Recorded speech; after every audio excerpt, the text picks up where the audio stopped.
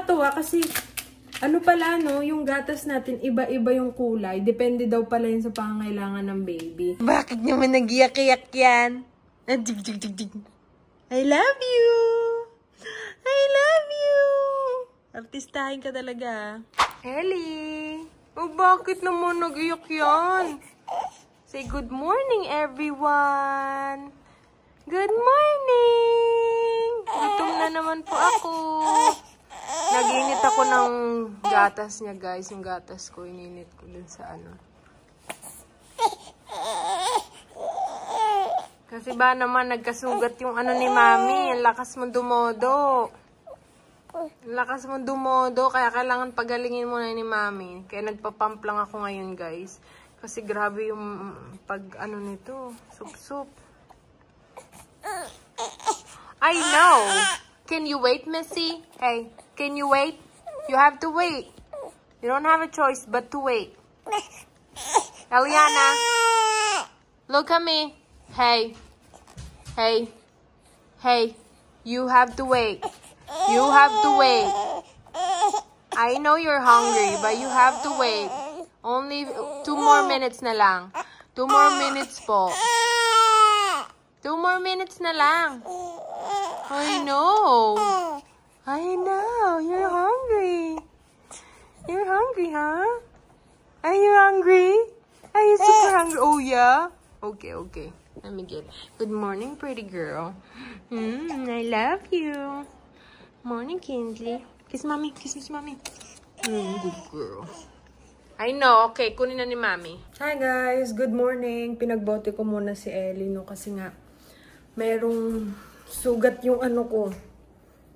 Hindi naman siya malaking sugat, pero alam mo yung parang yun nga, yung nasugatan ata siya nung nag-ano si Ellie, nagtawag niyan. Nung nagdede si Ellie sa akin nung nakaraang gabi. Kasi katatapos ko lang mag-pump nun siguro mga after 2 hours. Tapos pinagdede ko siya. Tapos yun ang nangyari, tawag niyan. Na sugatan. Kasi nga, kakapump ko lang noon after 2 hours. Tapos, nagdede ko siya. Tapos, ang nangyari, sa sobrang lakas ng suction ng ano niya, yung pagdedede niya, kumbaga parang mas lalo na trigger yung ano ko. So, nilagyan ko na lang ng cream, tapos nilagyan ko ng yelo para medyo umano. Pero, ang sakit pa rin. So, nagpump ako ngayon. Bali, ang ginagawa ko pag gabi, ang ginagamit ko yung kabila. Para ano, tawag niyan. Ginagamit ko yung kabila, yung kabilang ano ko, para padedeen siya. Tapos, pag umaga, madalas, pinapagbote ko siya. Kasi gusto ko pa rin yung skin, may skin to skin kami, guys. Kasi nga, tawag niyan. Ito yung napump ko ngayon, oh. Grabe, no, punong-puno. Ayan, oh. 3 months na si Ellie. Sa kabila lang yan. Sa right side ko lang. Pero yung kabila ko, mga 4 ounces lang. Mga kalahati nito. So, ano na si Ellie, guys? 3 months na si Ellie. Napakabilis ng panahon. Ang nakakatuwa kasi, ano pala, no? Yung gatas natin, iba-iba yung kulay. Depende daw pala yun sa pangangailangan ng baby. Kaya mas maganda talaga meron kayo ding skin to skin or yung doon pa rin, yung magdedede pa rin siya sa'yo. Kasi, hindi ko alam kung ayun yung way ng communication ng baby tsaka sa'yo. Para sa katawan mo. Kasi para malaman para alam ng katawan mo kung ano yung ipoproduce mong milk. Diba? Nakakatuwa yung pag ganun-ganun pala, no? O, diba? Grabe, 8 ounces yung ano ko, oh.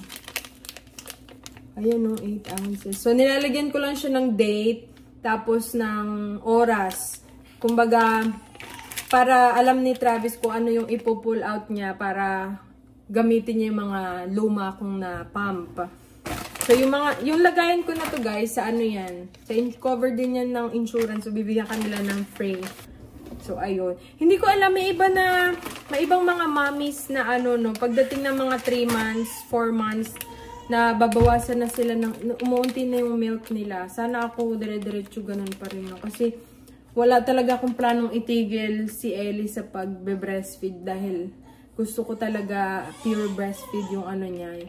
Yung iniinom niya, guys. Bakit nag-iyak-iyak? Tignan mo, may kulangot pa, oh. Bakit naman nag-iyak-iyak yan? Dig. I love you! I love you! Artistahin ka talaga. I love you. Iyak tawa ka. I love you. I love you. You love me. Uy. Magaling ka, Marty, ah. Mama. Can you say mama? Okay. Our lesson for today. Ellie, look at mommy. Hey, Ellie. Come here. Eliana, look at mommy. Here. Eliana. Nagtanaw talaga siya sa mittens niya, oo. Love na love niya yung mittens niya na yan, eh, oh. Ellie. Eliana.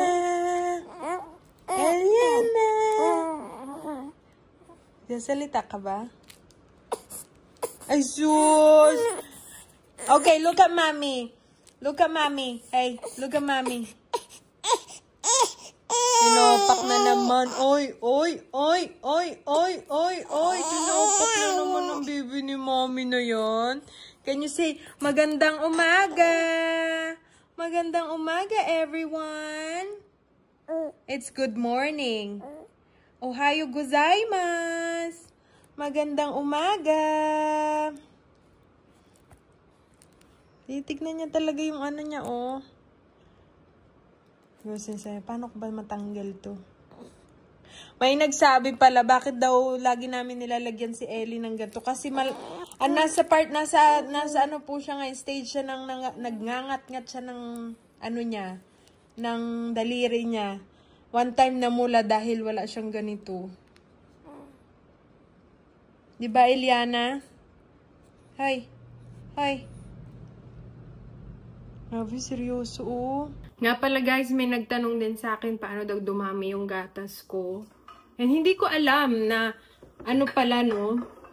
Minsan pala talaga na kumukunti yung gatas mo. Dati kasi, akala ko na hindi siya issue noon kasi 'di ba ang dami ko nakikita sa Pinas na nagpapaano sila, na parang hindi naman sila nagkakaroon ng problema sa gatas. Yun nga. Siguro dahil nga din sa kinakain natin. So, yung mga ginagawa ko para dumami yung gatas ko, yung supply ko, 'di ba? Yung moringa. Meron ako ditong moringa. Papakita ko sa inyo. In-order namin ni Travis. Hindi ko alam kung saan yung in-order to, online. Dried moringa siya. Tapos pag nagsasabaw ako, nilalagay ko siya. Ito, ganito yung plastic niya, moringa nakalagay. Sa online niya yung binili. Hindi ko alam kung saan niya na, mamaya tatanungin ko.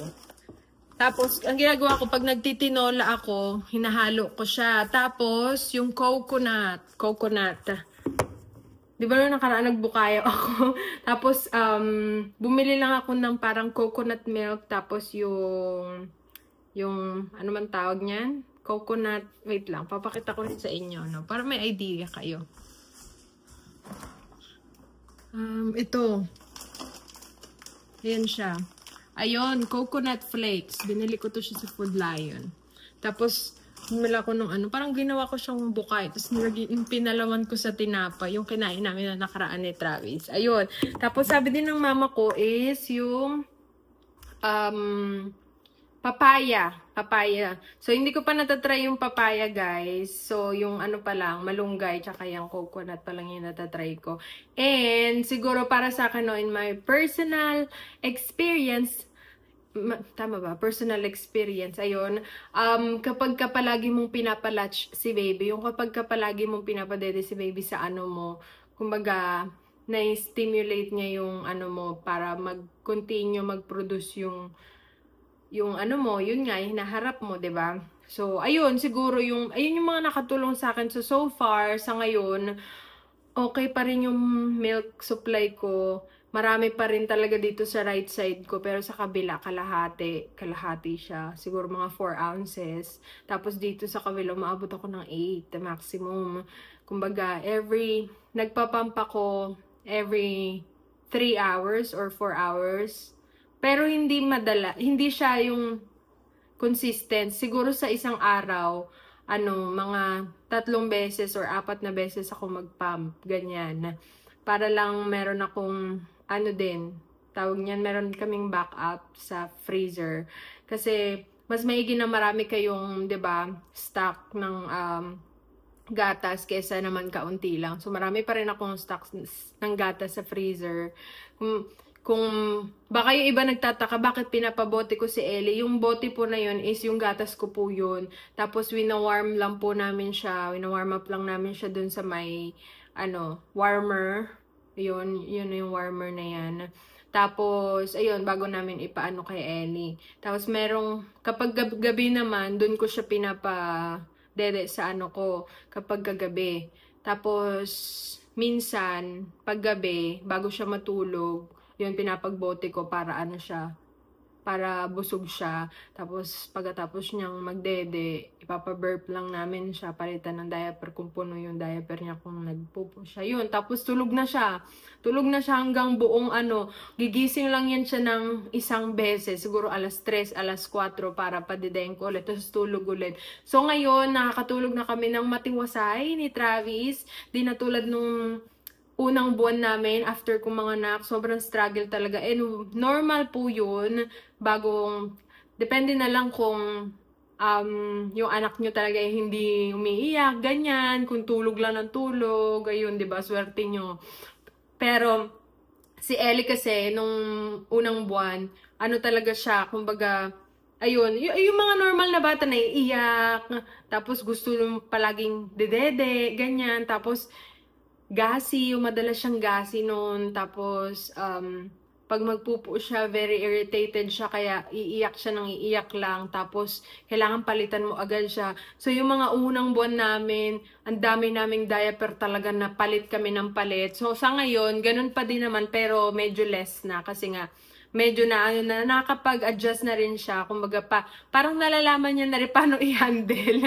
Kumbaga pag nag-ihi siya, hindi siya iiyak agad-agad. Dati kasi kapag kaihi lang siya, magpupo lang siya ng napakaunti. Kahit tuldok lang yan, iyak agad siya. So sa ngayon hindi na. So medyo malaking pagbabago na rin yung nangyari kay Ellie. 'Di ba? So ayun, it gets better talaga kapag na sila, medyo lumalaki na So, sa ngayon, nakakatuwa na siya, na namin siya, parang, yung ang sarap na niyang kausapin kasi minsan nagre-respond siya, tingiti na siya, tumatawa na siya, gano'n, nagre-response na siya kapag kakausapin mo siya, yung gano'n. So, medyo na rin siya, alam mo yun, medyo curious na rin agad siya sa mga bagay-bagay. Kapag manonood kami ng TV, dapat hindi namin siya ihaharap dun sa may TV. Dapat nakatalikod talaga siya. Kasi titingin talaga siya. Tapos sa cellphone, hindi pwedeng yung mag-cellphone kami ni Travis na nakaano siya. Kasi tititigan niya yung cellphone. Pero pag mag-vlog kami, yun. Inaano lang talaga namin para ipakita, 'di ba, yung ni Ellie. Pero titignan niya talaga. Pag mag-vlog kami, titingin talaga siya sa camera. So, ayun, sa mga nagtatanong po kung paano yung ginagawa ko para continuous pa rin yung supply ko, yun lang po yung mga ginagamit ko, pati yung ginagawa ko, para continuous pa rin yung para madami pa rin yung supply ng gatas ko. Kasi I heard some other moms na nag-struggle sila pagdating ng mga ilang buwan. Mga 3 buwan ko pa lang naman to. And sana ganun pa rin, tuloy-tuloy pa rin. And hindi rin ako masyadong kumakain ng mga as much as possible, kumakain ako ng mga, alam mo na, yung mga masusustansya, kasi nga, 'di ba, para din sa baby. And dati na panay-kain kami, madalas kami kumain sa labas, hindi na ngayon kasi nag-i-smoke kami ng chicken sa grill, tapos ang ginagawa namin, kung anong gusto naming lutuin dun sa may chicken. Kasi luto naman na siya. Ang ginagawa namin nakaraan, kami ng chipotle, yung parang may chicken, tapos may red rice tsaka brown rice yung gamit namin ngayon. Tapos merong, yung parang halo-halo yung may tomato, ganyan, guacamole. Yun, yung mga ginagawa namin ngayon, tsaka nakakatipid kami, no? And para at least, alam mo din yung kinakain mo. And more on water din talaga. Sobrang, ako sa water, yung parang, ewan ko pag nagbe-breastfeed ka din talaga, no? Pag para uhaw ka na, parang palagi kang uhaw, kaya lagi ako may tubig kahit saan ako magpunta. Hindi pwedeng, hindi ako mawala ng tubig. Kailangan inom ako ng tubig. So, yun din, makakatulong din talaga para always, hydrated ka, no? Mahirap kasi pag dehydrated ka eh. Yun. So, lalo na kapag ka nagpapadede ka. So, ayun lang. Sana makatulong itong video ko, no? Para sa mga iba na nag-i-struggle din na yun nga, dahil nga onti lang yung gatas nila. So sa ngayon, yung ko medyo may sugat pa, pero pagaling na siya. Pero nagpa-pump pa rin ako, pero yung suction ng pump is medyo mahina lang para hindi masyadong maano yung sugat sa ibaba ng, alam mo na, yung ko. Hindi naman siya super laki, tolerable naman siya kasi hindi siya super laki na Yung time lang lang talaga nung nagdede si Ellie sa akin, yun yung nangyari. Tapos ngayon gumagaling na siya, pero yung ditong side, pinapump ko lang, tapos sa kabila, yun, dun ako nagpapadede kay Ellie paggabi. So, siguro soon, magagamit ko na rin to pag magpapadede sa kanya. Pero sa ngayon, pinapump ko muna. Marami sa inyo na curious din, paano nga ba? Kasi hindi ko alam na parang big thing pala yung mga ganyan na naubusan sila ng gatas, na nagda-dry, ganyan. Pero hindi ko alam. Sa ngayon, super blessed ako kasi na continuous pa rin yung gatas ko. Kasi nga, diba, ayaw naman talaga i-formula si Ellie. And gusto ko talaga na gatas ko lang. Wala namang masama kung mag-formula, di ba? Pero para sa aming mag-asawa, gusto lang namin na na gatas ko yung niya. As much as possible, hanggat kaya ko, gusto ko na ayun yung i-dere niya. So, ayun lang guys, ang vlog natin for today. Baka nagtataka kayo, ba't dalawa lang kami? Nasa work po si Travis, mamaya pa siya uwi. So, ako muna ang bantay kay Ellie, and then pag uwi ng daddy niya, papasok naman ako. Pero, hindi agad-agad, 'di ba? Kasi mga maaga siya uuwi ngayon kasi Friday. And, siguro pag-uwi niya, after 2 hours, saka ako aalis, ganyan. At least may bonding pa rin kami. And, Monday, Tuesday, wala akong pasok. Tapos, Saturday, Sunday, umaga, the whole day, banding namin yon, magpamilya, no? And then, gabi lang. Ay, hindi pala. Kasi Saturday, Sunday, umaga ako pumapasok. Kasi yun yung availability ko, yung open availability ko Saturday, Sunday. Pero, pagdating ng hapon, yun, nagbabanding kami, Saturday, Sunday. Tapos Monday, Tuesday, wala rin akong pasok. So, yun guys. Thank you so much for watching. See you again next time. Bye!